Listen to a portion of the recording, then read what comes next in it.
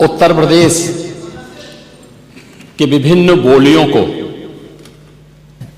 भोजपुरी, अवधी, ब्रज और बुंदेलखंडी को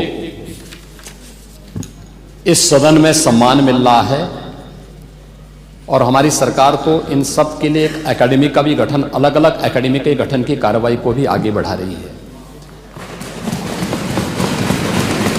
ये सभी हिंदी की उपभाषाएं हैं, यानी हिंदी की बेटियां हैं। भाषा की समृद्धि के आधार हैं और हमें इसका स्वागत करना चाहिए। ये सदन साहित्यिक, केवल विशुद्ध साहित्यिक और व्याकरण से के विद्वानों की नहीं है, आम जन का प्रतिनिधित्व करने वाले माननीय सदस्य समाज के विभिन्न तबके से आए हैं। अंतिम पायदान पर बैठे हुए व्यक्ति की आवाज को भी इस सदन में मुखरता मिले, इसके लिए अगर किसी को हिंदी में वह धारा प्रवाह नहीं बोल सकता तो उसको भोजपुरी में भी अपनी बात को रखने का अधिकार मिलना चाहिए, अवधी में, ब्रज में या बुंदेलखंडी में उसको रखने का अधिकार मिलना चाहिए। ये कौन सी बात हो गई कि भोजपुरी में ना बोले, अवधी में ना बोले, इसका विरोध अंग्रेजी का, बुंदेलखंडी में ना बोले और उर्दू की आप वकालत कर रहे हैं। ये बड़ी विचित्र बात है। आप मुझे बताइए, मैं इसीलिए कहता हूं कि आप समाजवादियों का चरित्र ही इतना दोहरा हो चुका है, इतना दोहरा हो चुका है कि अपने बच्चों को भेजेंगे इंग्लिश पब्लिक स्कूल में और दूसरों के बच्चों को बोलेंगे कि एक गांव के उस विद्यालय में पढ़े जहां संसाधन भी नहीं है। ये दोहरा आचरण और जाकी रही भावना जैसी प्रभु मूर्ति देखी तिन तैसी, यह तो आचरण आप लोगों का है।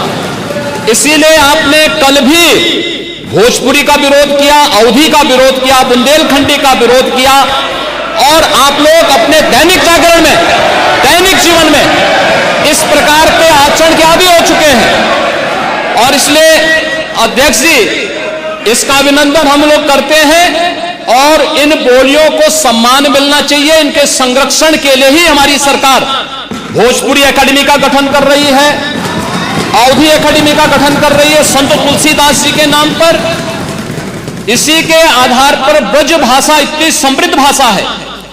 सूरदास जी ने अपनी सभी रचनाएं उसी भाषा में दी हैं। संत तुलसीदास जी ने अपनी कालजयी रचना रामचरितमानस, जो इस सदन में ही नहीं, उत्तर भारत के अंदर और भारत से प्रवासी हुए जितने भी ऐसे लोग हैं जो मॉरिशस में या दुनिया के फिजी में या दुनिया के किसी देश में गए, उनके संकट काल में रामचरितमानस ही तुलसीदास जी का अवधी भाषा में रचा गया, रामचरितमानस ही उनका सहारा बना था।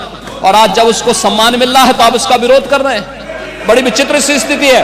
आप हर अच्छे कार्य का समाज, आज के यही ढोंग है आप लोगों का, यही ढोंग है। हर अच्छे कार्य का आप विरोध करेंगे, हर अच्छे कार्य का आप विरोध करेंगे। हर अच्छा कार्य जो प्रदेश के हित में है, देश के हित में है, आप उसका विरोध करेंगे।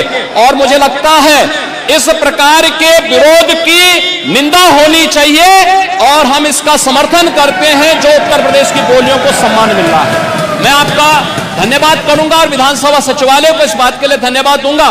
कल हम लोगों ने यहां पे इसका शुभारंभ किया, समाजवादी पार्टी ने उसका विरोध किया है और मुझे लगता है कि प्रोसीडिंग का हिस्सा होना चाहिए। इनको समाज के सामने एक्सपोज करना चाहिए। अपने बच्चों को ये लोग पढ़ाएंगे इंग्लिश स्कूलों में और दूसरे के बच्चे के लिए अगर वो सुविधा सरकार देना चाहते हो, कहते नहीं उर्दू पढ़ाओ इसको, यानी उसको मौलवी बनाना चाहते हैं, कठपुल्ला पर की ओर इसको ले जाना चाहते हैं। ये नहीं चल सकता है।